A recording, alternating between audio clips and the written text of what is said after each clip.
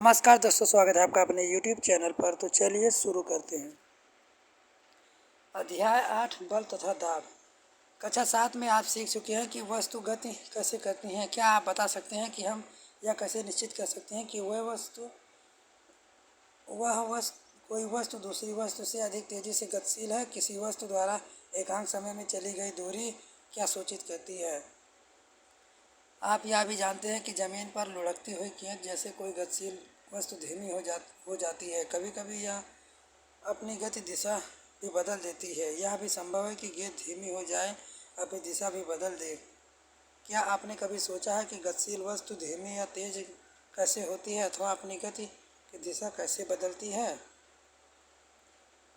आइए अपने प्रतिदिन कुछ अनुभवों का स्मरण करें। किसी फुटबॉल को गतिशील करने के लिए क्या करते हैं। किसी गतिशील बंद गेंद को और अधिक तेजी से चलाने के लिए हम क्या करते हैं। एक गोली गेंद को किस प्रकार रोकता है।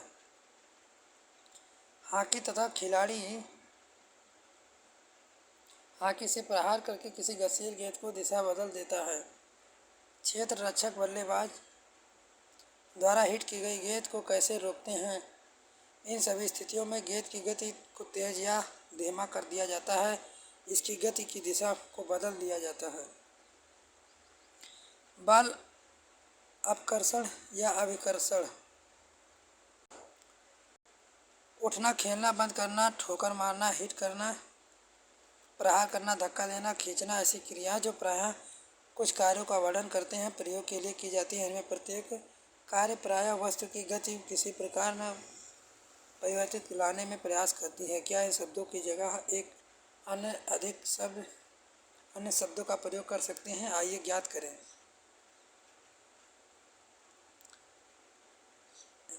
8.1 साड़ी 8.1 में वस्तुओं की गति की सुपरिचित स्थितियों की उदाहरण देखिए और आप इससे कुछ ऐसी ही अधिक स्थितियों को जोड़ सकते हैं अथवा इन उदाहरणों से ही कुछ बदल सकते हैं। प्रत्येक दशा में कार्य को धक्का देना अथवा खींचना एक रूप से पहचानिए कि साड़ी में लिखिए।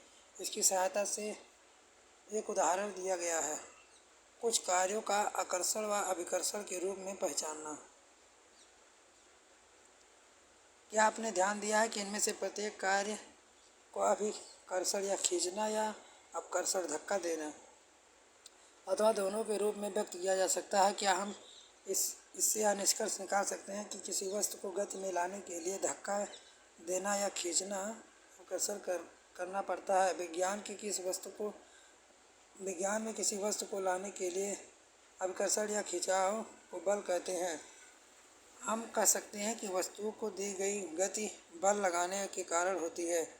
वस्तु पर बल कब लगाया जाता है, आइए ज्ञात करें। बल अन्योन्य क्रिया के कारण लगाते हैं। मान लीजिए कोई आदमी स्थिर कार के पीछे खड़ा है। क्या उपस्थिति के कारण गति में आएगी। मान लीजिए अब आदमी कार को धक्का लगाना प्रारंभ करता है, अर्थात वह बल लगाता है। कार लगाए गए बल की दिशा में गति करता है, प्रारंभ कर देती है। ध्यान दीजिए, एक कार को गति देने के लिए आदमी को इसे धक्का लगाने रहना होगा।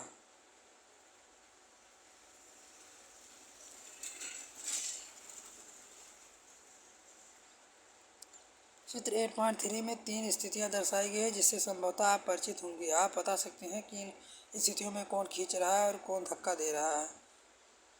8.3 ए में दोनों लड़कियों को एक दूसरे को धक्का देते हुए प्रतीत हो रही हैं, जबकि 8.3 बी लड़कियां एक दूसरे को दूर खींचने के लिए प्रयत्न कर रही हैं। इसी प्रकार 8.सी में गाय तथा आदमी दोनों एक दूसरे को खींचते प्रतीत हो रहे हैं। यह दर्शाती है कि स्थितियों में लड़कियां एक दूसरे को बल लगा रही हैं। क्या यहाँ आदमी तथा गाय भी लागू होती है। इस उदाहरणों को हमें निष्कर्ष निकाल सकते हैं कि बल लगाने के लिए कम से कम दो वस्तुओं की अन्योन्य क्रिया होनी चाहिए। इस प्रकार दो वस्तुओं के बीच अन्योन्य क्रियाओं के कारण उनके बीच बल लगता है। बलों की खोजबीन। आइए बलों के बारे में अधिक जानने का प्रयास करें। कोई भारी वस्तु 8.2 कोई भारी वस्तु मेज पर संदूक लीजिए जिसे आप जोर से धकेलिए पर गति में ला सकते हैं। इसे अकेले धकेलने का प्रयास कीजिए। अब आप इसे खिसका सकते हैं। अब आप अपने मित्र से कहिए कि धक्के उसी दिशा में धकेले, उसकी सहायता करें। क्या आपने कभी रस्सी कसी का खेल खेला है? इस खेल में दो टोलियों में एक रस्से को विपरीत दिशा में खींची जाती है। दोनों टोलियों के सदस्य रस्से से अपनी दिशा में खींचने का प्रयत्न करते हैं। कभी कभी रस्सा बिल्कुल सही नहीं खिसकता है। यह चित्र पॉइंट 8.3b दर्शाई गई स्थिति के समान नहीं है। जो टोली अधिक जोर से खींचेगी अर्थात अधिक बल लगाती है वह खेल विजयी होता है।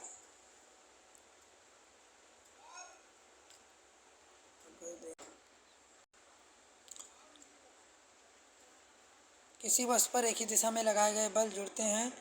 स्मरण कीजिए क्रियाकलाप 8.2 जब आपके मित्र ने भारी संदूक को एक ही दिशा में धकेला था। किसी वस्तु पर दो बल विपरीत दिशा में कार्य करते हैं तो इस बल को लगने पर कुल नेट बल दोनों बलों के अंतर के बराबर होता है। क्रियाकलाप 8.2 जब आप दोनों भारी संदूक को विपरीत दिशा में धकेल रहे थे तो आपने क्या देखा?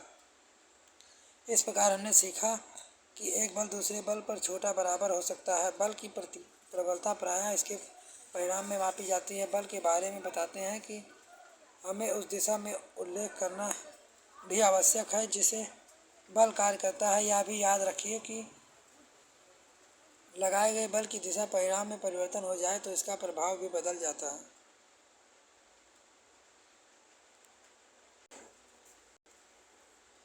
बल वस्तु की गति अथवा परिवर्तन कर सकता है। आइए अब याद करें कि जब किसी वस्तु पर बल लगता है तो क्या होता है।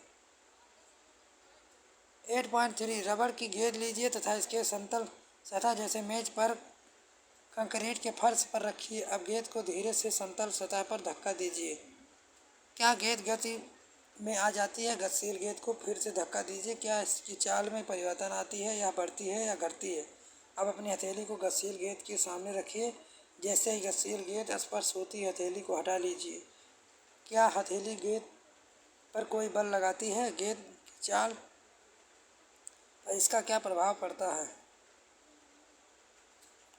आप इसी प्रकार अन्य स्थितियों में विचार कर सकते हैं। उदाहरण के लिए पेनल्टी किक लेते समय खिलाड़ी गेंद पर बल लगाता है। किक लगाने से पहले गेंद विरामावस्था में थी अतः इसकी चाल शून्य थी। लगाए गए बल ने गेंद को गोले की ओर गति प्रदान की। मान लीजिए गोल बचाने के लिए गेंद पर झपटा उछला। इस प्रक्रिया में गोली गतिशील गेंद पर बल लगाने का प्रयास करता।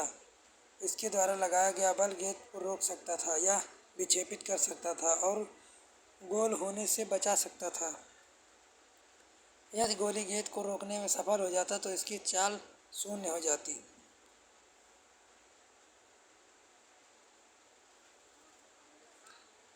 पहले यह जानने के लिए उत्सुक था कि क्या बल लगाने से केवल वस्तु की चाल में परिवर्तित होती है। आइए ज्ञात करें।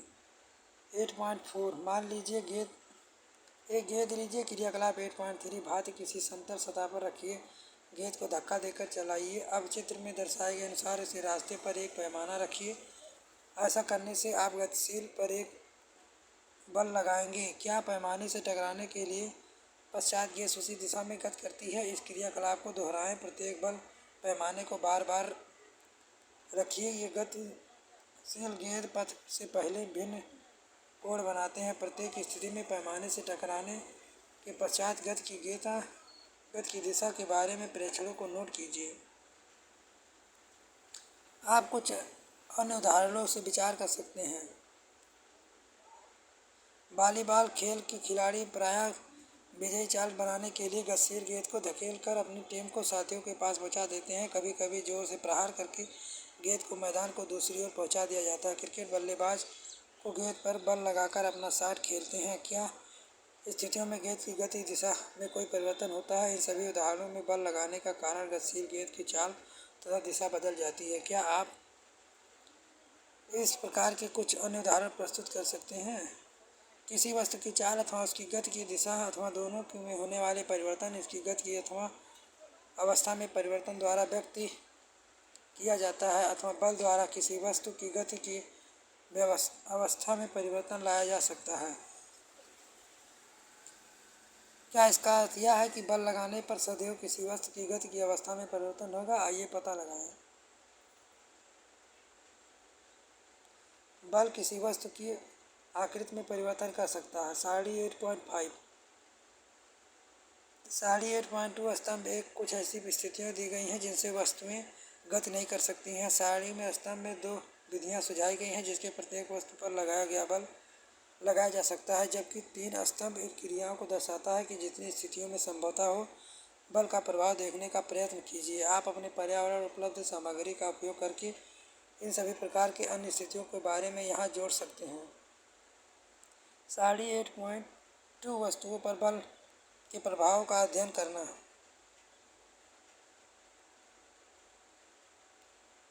सारणी 8.2 परीक्षणों से क्या निष्कर्ष निकालते हैं? जब आप किसी हथेलियों के बीच एक फूले हुए गुब्बारे को रख देते हैं तो क्या होता है? जब गूंथे आटे की लोई को बेल कर चपाती बनाते हैं तो उसकी आकृति पर क्या प्रभाव पड़ता है? जब आप मेज पर रखी रबड़ की गेंद को दबाते हैं तो क्या होता है?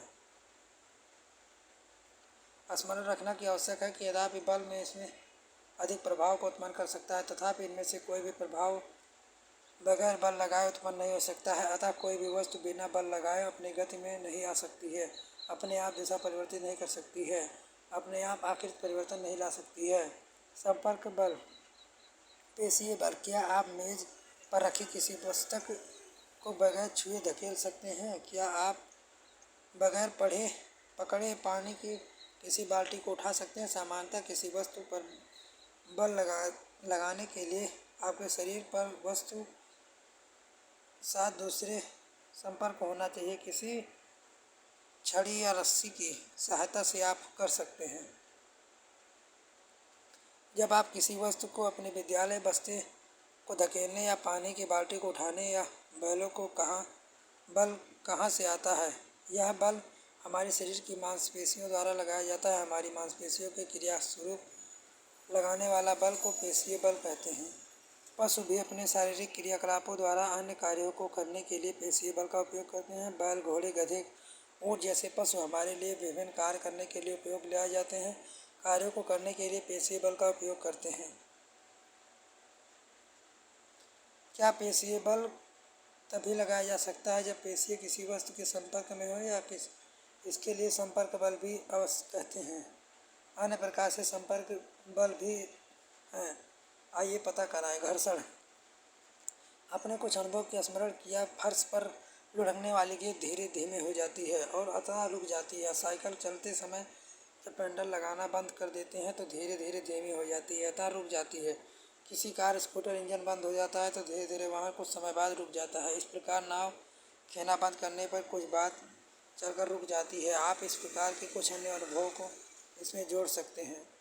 इन सभी उदाहरणों से वस्तुओं की गति की अवस्था में परिवर्तन कर घर्षण बल है। फर्श तथा गेंद की सतहों के बीच लगने वाला घर्षण बल गतिशील गेंदों के विराम अवस्था में लाता है। इसी प्रकार पानी तथा नाव की सतहों के बीच घर्षण खोना बंद करने के नाव को रोक देता है।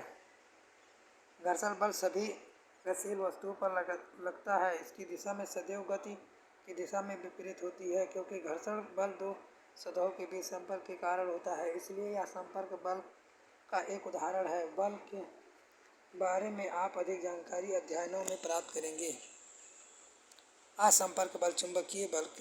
8.6 क्षण चुंबकों को एक युग में लीजिए। 8.10 दर्शाए गए अनुसार एक चुंबक को 3 गोले पेंसिलियों या लकड़ियों के बेलन पर रखिए। एक दूसरे से चुंबक के एक सिरे से बेलनों पर रखे चुंबक के सिरों पर समीप लाइए। ध्यान दीजिए दोनों चुंबक एक दूसरे को स्पर्श न करें। देखिए क्या होता है। अब चुंबक एक दूसरे को बेलनों पर रखे चुंबक उसी सिरे पर समीप लाइए। प्रत्येक को नोट कीजिए क्या होता है। एक दूसरे को चुंबक को बेलने पर रखे चुंबक के समीप लाया जाता है।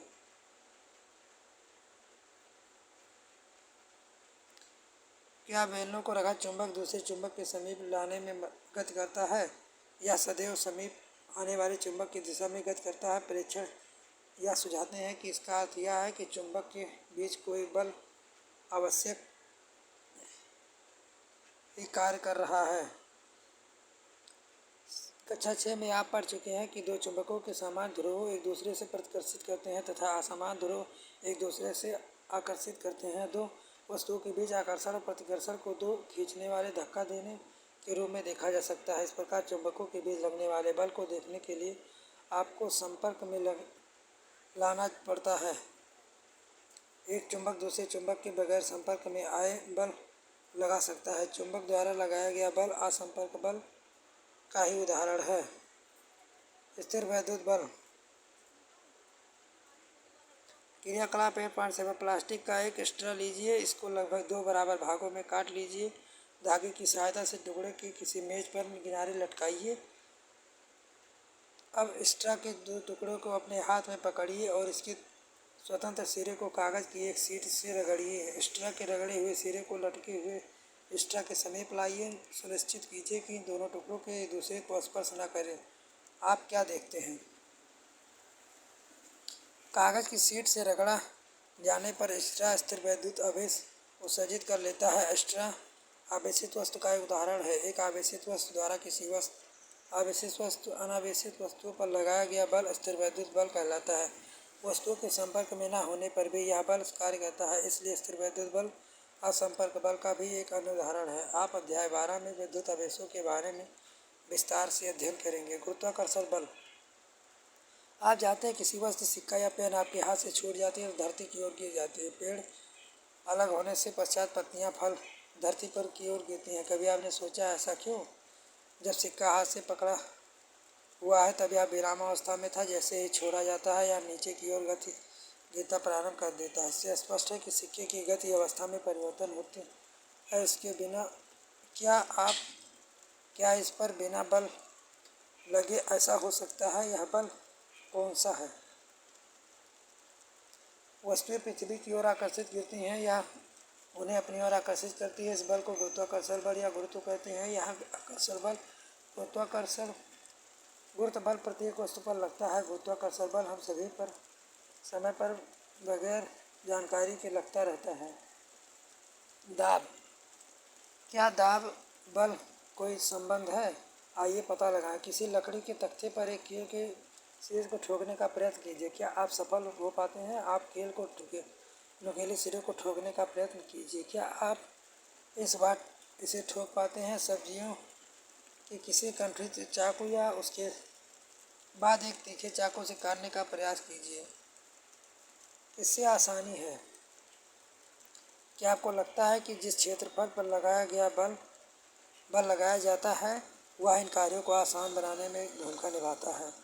किसी पृष्ठ के प्रति एकांक क्षेत्रफल पर लगने वाला बल को दाब कहते हैं। दाब बराबर बल जिस क्षेत्रफल पर लगाया जाता है।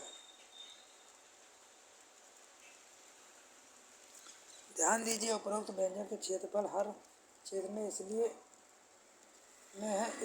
यदि बल बराबर हो तो पृष्ठ में क्षेत्रफल जितना कम हो जाता है उस पर दबाव उतना ही अधिक हो जाता है। कील के नुकीले सिरे पर क्षेत्रफल इसके शीर्ष में अपेक्षाकृत बहुत कम था, इसलिए वह कील के नुकीले सिरे को लकड़ी में तख्ते में ठोकने के लिए पर्याप्त दाब उत्पन्न कर सका। क्या आप बता सकते हैं कि कंधे पर लटकने वाले थैलों की चौड़ी पट्टी को क्यों लगाई जाती है? क्या इन थैलों के बारीक पट्टी को क्यों नहीं लगाई जाती है? और काटने तथा सूखने के लिए औजारों के लिए किनारे सदियों तीक्ष्ण क्यों होते हैं? द्रवों तथा गैसों द्वारा लगाया गया बल। क्रियाकलाप 8.8 पारदर्शी कांच की एक नली अथवा प्लास्टिक पाइप लीजिए। पाइप की नली लंबाई लगभग 25 सेंटीमीटर, इसका व्यास 8 सेंटीमीटर होना चाहिए। एक अच्छी पतली रबड़ की शीट भी लीजिए। आप गुब्बारे की रबड़ का प्रयोग कर सकते हैं। पाइप के एक सिरे पर रबड़ की शीट के तान कर बांध दीजिए। पाइप को ऊर्ध्वाधर स्थिति में रखते हुए बीच में पकड़िए। अपने किसी मित्र से पाइप के पानी उड़ेलने के लिए कहिए। क्या रबड़ की शीट के बाहर किसी ओर फूल जाती है? पाइप में पानी का स्तंभ की ऊंचाई भी नोट करें। पाइप में कुछ पानी उड़ेलिए, रबड़ शीट पे फुलाओ तथा पाइप में पानी का स्तंभ की ऊंचाई को पुनः नोट कीजिए। इस प्रक्रिया में कुछ बार दोहराइए। क्या आप रबड़ की शीट को फुलाओ या पाइप के पानी के स्तंभ की ऊंचाई में कुछ संबंध पाते हैं।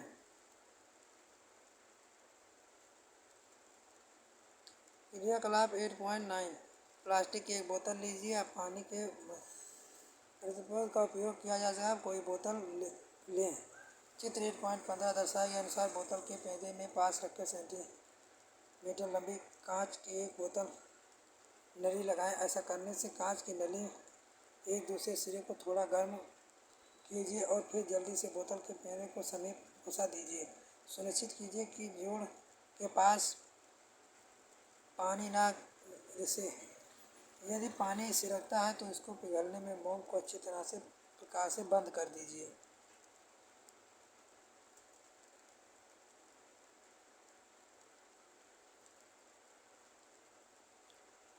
क्रियाकलाप 8.10 प्लास्टिक की एक खाली बोतल अथवा एक बोतल बेलनाकार बर्तन लीजिए। आप खाली डिब्बा या प्लास्टिक की बोतल का उपयोग कर सकते हैं। बोतल के पेड़े के पास चारों दिशा में 4 सुराख कीजिए। ध्यान दीजिए सुराख पर पेड़े के समान ऊंचाई पर हो। क्या गैस भी दबाव डालती है? क्या वह भी जिस बर्तन पर रखी गई है उसकी दीवारों पर दबाव डालती है? जब आप किसी गुब्बारे में फुलाते हैं तो उसके मुंह को क्यों बंद करना पड़ता है? यदि किसी फुलाए हुए गुब्बारे को मुंह को खोल दें तो क्या होता है? मान लीजिए आपके पास एक ऐसा गुब्बारा है जिसे खुरा सुराख है। क्या आप इसे फुला पाएंगे? यदि नहीं तो क्यों? इस पर हम कह सकते हैं कि वायु प्रत्येक दिशा में दाब डालती है। स्मरण कीजिए यदि साइकिल में ट्यूब में पंचर हो जाए तो इसके अंदर की हवा क्या होता है? क्या परीक्षण दर्शाते हैं कि वायु किसी फूले हुए गुब्बारे साइकिल के ट्यूब के अंदर भी दीवारों पर दाब डालती है। इस प्रकार हम कह सकते हैं कि गैस जिस बर्तन या खाली रखी चीज़ उसकी दीवारों पर दाब डालती है। वायुमंडलीय दाब जब हम जानते हैं कि चारों ओर वायु से इस आवरण को वायुमंडल कहते हैं। वायुमंडलीय वायु पृथ्वी के तल कई किलोमीटर ऊंची तक फैली हुई है। इसे वायुमंडल द्वारा लगाए गए बल वायुमंडलीय दाब कहते हैं। जानते हैं कि प्रति एकांक क्षेत्रफल में लगने वाला बल को दाब कहते हैं। यदि हम एक इकाई क्षेत्रफल की कल्पना करें तो इसके ऊपर वायु से भरा एक लंबा बेलना खड़ा हुआ माने तो इस बेलन के वायु पर लगने वाला गुरुत्वाकर्षण बल वायुमंडल दाब के बराबर होता है। लेकिन वायुमंडल दाब कितना? आइए इस पर परिणाम के जाने विचार करें। 8.11 एक अच्छी रबड़ की एक चूसक लीजिए। यह रबड़ के एक छोटे प्याले की भांति दिखाई देता है। इसको आप समतल चिकने पृष्ठ के जोरदार दबाइए और इस पृष्ठ पर चिपके जाता है और इसे खींचकर पृष्ठ के उठने का प्रयत्न कीजिए। क्या आप सफल हो पाते हैं? जब आप चूसक को दबाते हैं तो कप के पृष्ठ के बीच अधिकांश वायु बाहर निकल जाती है और चूसक के वायुमंडलीय दाब लगता है। इसलिए वह पृष्ठ चूसक के साथ चिपक जाता है। चूसक को पृष्ठ से खींचिए। अलग करने के लिए लगाया गया बल इतना अधिक होना चाहिए कि यह वायुमंडलीय दाब के भार को पार कर सके। इसलिए क्रियाकलाप के संभवतः आपको वायुमंडलीय दाब के परिणाम का अनुमान लगा गया होगा। वास्तव में यदि चूसक तथा पृष्ठ के बीच के समस्त वायु को निकाल दिया जाए तो किसी वस्तु की मनुष्य के चूसक पृष्ठ से खींचकर अलग करना संभव नहीं होता है। क्या इससे आप अनुमान लगा सकते हैं कि वायुमंडलीय दाब कितना अधिक है? एक 15 इंटू 15 सेंटीमीटर वायुमंडलीय दाब ऊंचाई पर बराबर ऊंचाई के स्तंभ पर वायु के कण लगने वाला बल 225 किलोग्राम द्रव्यमान के पिंड पर लगने वाले गुरुत्वाकर्षण बल 2250 न्यूटन के बराबर होता है। चित्र 8.9 इस गुरुत्वाकर्षण बल से नीचे हम दाब कर चिपक तो सकते हैं। चिपक क्यों नहीं जाते? इसका कारण यह है हमारे शरीर के अंदर दाब भी वायुमंडलीय दाब के बराबर है और यह बराबर बाहर के दाब को संतुलित कर देता है।